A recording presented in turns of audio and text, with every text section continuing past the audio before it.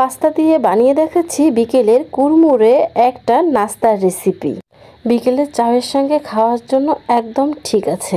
খুব সহজেই যে কেউ এই নাস্তাটা বানিয়ে ফেলতে পারেন, আর চাইলে সংরক্ষণও করে রাখতে পারেন। চলুন কথা না বাড়িয়ে রেসিপিতে চলে যাই। এখানে আমি 1.5 কাপ পাস্তা নিয়েছি। এটা আমি এখন সিদ্ধ করে নিব। ভিডিওটা লং হবে দেখে সিদ্ধ করাটা আমি স্কিপ করেছি। সিদ্ধ করে পানি ঝরিয়ে নিয়েছি। দেন একটা ডিম দিয়ে দিলাম, দিয়ে দিচ্ছি হাফ কাপ ময়দা, দিয়ে দিচ্ছি 1 চামচ কর্নফ্লাওয়ার।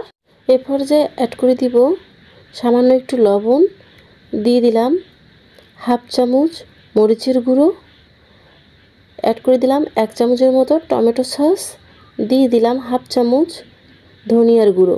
দিয়ে সবগুলো উপকরণ খুব ভালোভাবে মিক্সড করে নিব।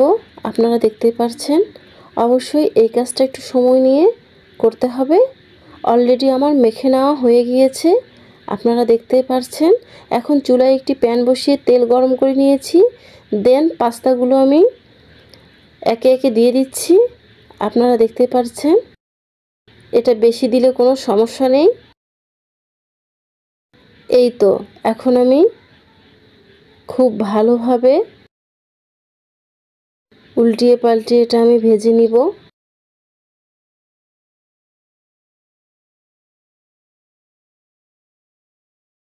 আপনারা দেখতেই পাচ্ছেন।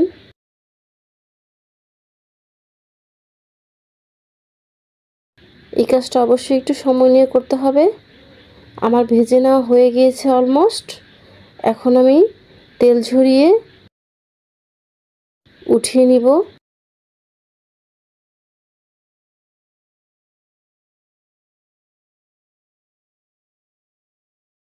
ঠিক একই প্রসেসে সবগুলো নাস্তা আমি ভেজে নিব। আপনারা একটা কথা মাথায় রাখবেন, এই নাস্তাগুলো বানার সময় অবশ্যই চুলার আঁচ মিডিয়ামে রাখতে হবে, না হলে পুড়ে যাওয়ার সম্ভাবনা থেকে যাবে। আমি বেশ খানিকটা সময় দিয়ে এগুলো ভেজে নিয়েছি। আপনারা দেখতেই পাচ্ছেন অলরেডি আমার ভেজে নেওয়া হয়ে গিয়েছে। এখন আমি এটা পরিবেশন করে নিব। তো গাইস, রেডি হয়ে গেল আমার লোভনীয় স্বাদে বিকেলের নাস্তা। আপনারা একবার হলেও ট্রাই করবেন, ইনশাল্লাহ ভালো লাগবে। আর আপনারা চাইলে এটা সংরক্ষণ করতে পারবেন বেশ কিছুদিন।